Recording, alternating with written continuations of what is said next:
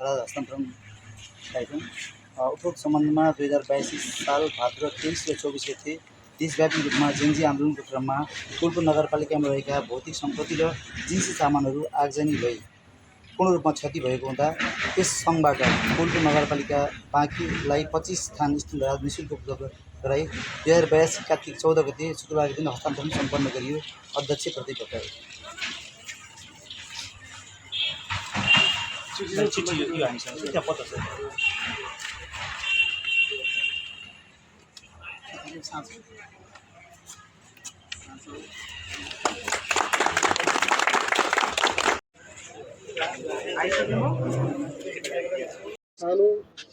तर एउटा महत्त्वपूर्ण एउटा सहयोगको कार्यक्रममा उपस्थित भएका छौँ।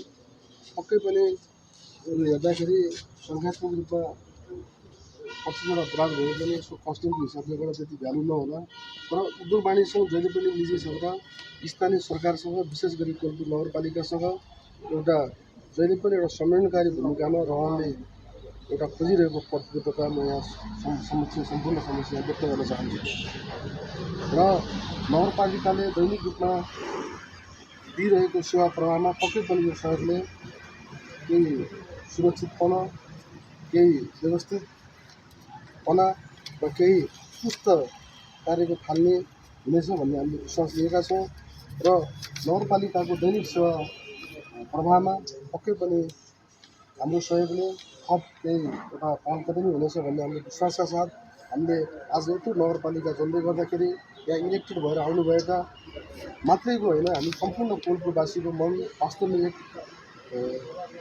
प्रकारले रोएको थियो र हामी पक्कै पनि आज यही सानो कार्यक्रमबाट, यही सहयोग कार्यक्रमबाट म यो आगजनी जस्तो एउटा घुसपेट भयो त्यो कार्यको लागि एकदम अन्तर्हृदयबाट निजी क्षेत्रको अध्यक्षको नाताले पनि म एकदम खेद प्रकट गर्दछु। यो एकदम खेदजनक छ र त्यस्तो पहिचान हुन पनि आवश्यक छ र भोलिको दिनमा कोलपुर नगरपालिकासँग उद्योग वाणिज्य सङ्घ कोलपुरले आफ्नो एकदम हातेमालो गर्दै सहकार्य साथ अगाडि बढ्ने प्रतिबद्धता पनि जाहेर गर्दै अझै नगरपालिकाले हामीसँग त्यो छलफल गरेमा र के आफ्नो आवश्यकता र त्यो उद्योग वाणिज्य सङ्घबाट परिपूर्ति हुने देखेमा हामीले त्यो भूमिका हामीले खेल्न सक्ने पनि प्रतिबद्धता व्यक्त गर्दै अरू थप सहयोग पनि हामीले गर्न सक्ने प्रतिबद्धता व्यक्त गर्दै मेरो भनाइ अन्त्य गर्न चाहन्छु। वास्तवमा भाद्र 24 गते जे नहुनुपर्ने थियो त्यो भयो। निर्जीव र सार्वजनिक सम्पत्ति संरचनाहरू जुन खालको क्षति भयो त्यो अत्यन्तै पीडादायी नै छ। वास्तवमा त्यो हामी सबैको साझा सम्पत्ति थियो र कोलपुर नगरपालिकाको सार्वजनिक सम्पत्ति कोलपुर नगरपालिका मात्र नभएर कोलपुर नगरपालिकाभित्र रहेका सार्वजनिक सम्पत्तिहरूले कोलपुर नगरवासीहरूलाई नै सेवा प्रवाह गर्दै आइरहेका थिए। त्यसका कारणले यस्ता संरचनाहरू नष्ट गर्ने कुरामा अगुवाई गर्ने, उद्वेलित बनाउने, सहभागी हुने र त्यो वातावरण निर्माण गराउन सक्ने कोही पनि व्यक्ति कोलपुरका हितका सम्भाग हुन् भन्ने मलाई लाग्दैन। जोसुकै हुन्, कोहीले टायर बोक्नका लागि सहजीकरण गरे, कोहीले आगो लाउनका लागि सहजीकरण गरे, कोहीले आगो लगाए, कोही अभियुक्त भए, कोही मतियार भए, ती व्यक्तिहरूको पनि हामीले पहिचान गर्नुपर्छ। किन भन्दैछु भने यी संरचनाहरूको ध्वस्तीकरण जसरी भएको छ यसले निजी क्षेत्रलाई सबैभन्दा धेरै ठुलो प्रभावित पारेको छ। रासो कार्यालय जल्दै गर्दा आजको चहल पहलमा कहीँ न कहीँ समस्या छ। नापी मालपोत जल्दै गर्दा कहीँ न कहीँ समस्या छ।